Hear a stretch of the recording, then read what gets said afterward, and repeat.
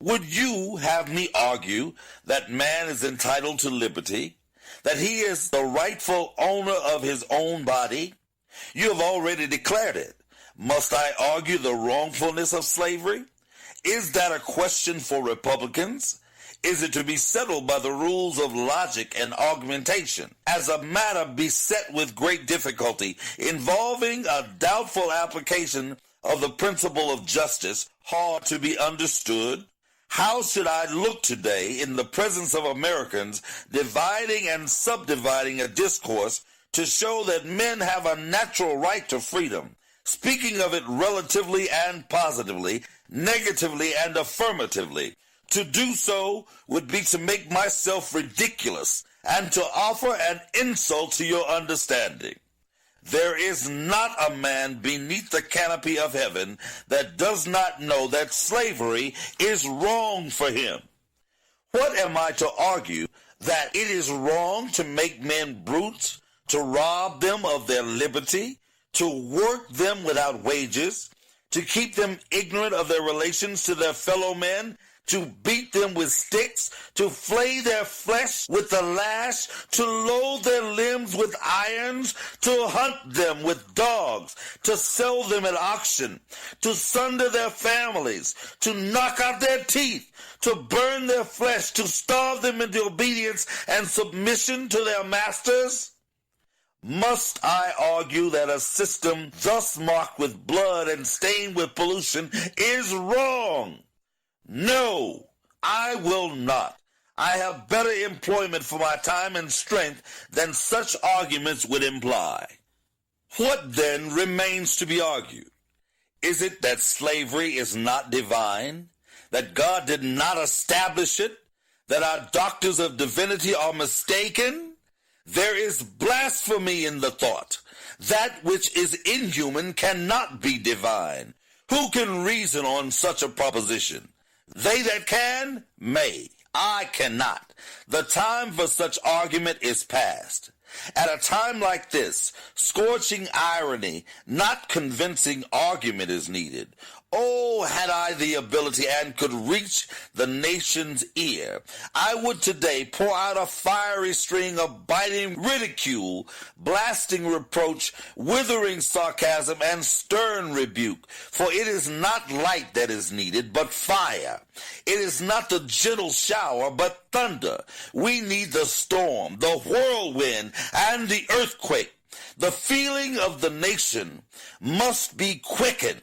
The conscience of the nation must be roused. The propriety of a nation must be startled. The hypocrisy of a nation must be exposed, and its crimes against God and man must be proclaimed and denounced.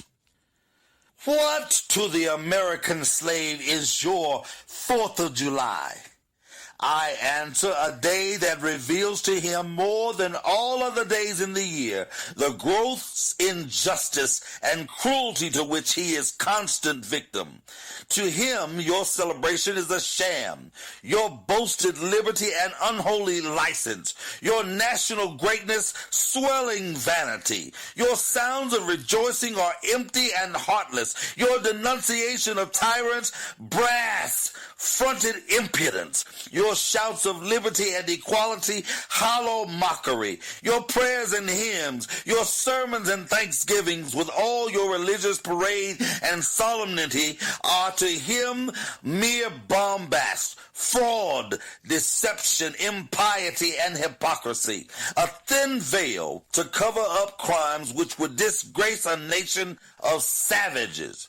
There is not a nation on the earth guilty of practices more shocking and bloody than are the people of the United States at this very hour. Go where you may, search where you will, roam through all the monarchies and despotism of the old world, travel through South America, search out every abuse, and when you have found the last, lay your facts by the side of everyday practices of this nation, and you will say with me that for revolting barbarity and shameless hypocrisy, America reigns without a rival. Allow me to say, in conclusion, notwithstanding the dark picture I have this day presented of the state of the nation, I do not despair of this country. There are forces in operation which must inevitably work the downfall of slavery. The arm of the Lord is not shortened, and the doom of slavery is certain. I, therefore, leave off where I began, with hope, while drawing encouragement from the Declaration of Independence, the great principles it contains, and the genius of American institutions. My spirit is also cheered by the obvious tendencies of the age. Nations do not now stand in the same relation to each other that they did ages ago. No nation can now shut itself up from the surrounding world and trot round in the same old path of its fathers without interference. The time was when such could be done. Long established customs of hurtful character could formally fence themselves in and do their evil work with social impunity.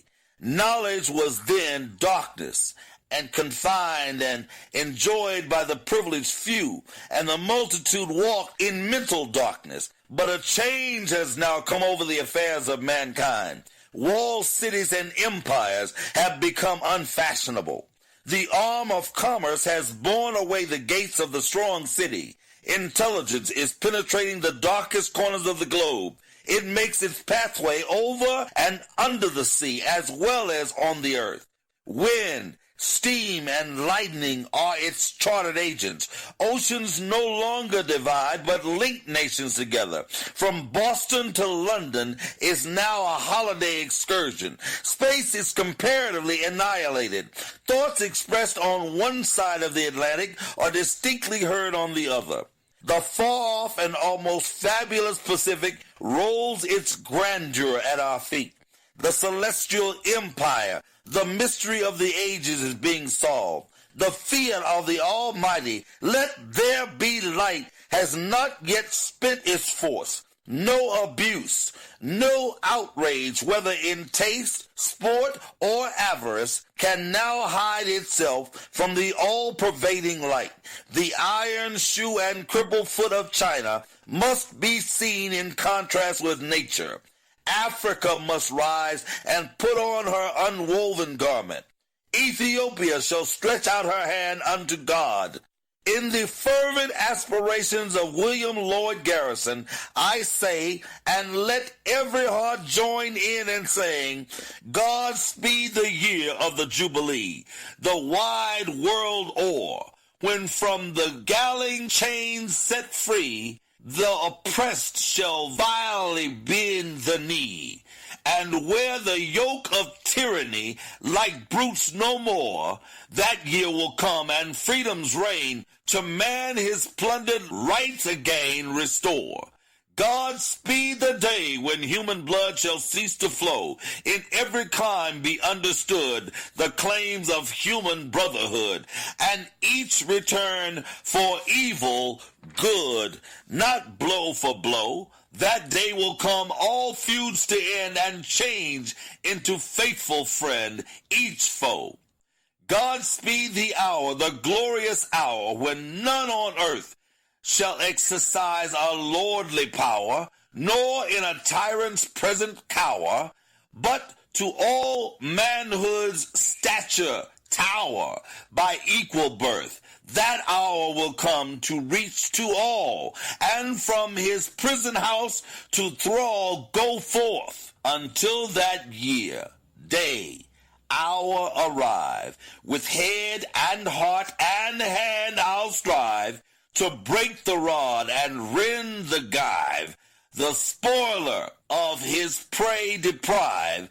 So witnesses heaven, and never from my chosen post, whate'er the peril or the cost, be driven.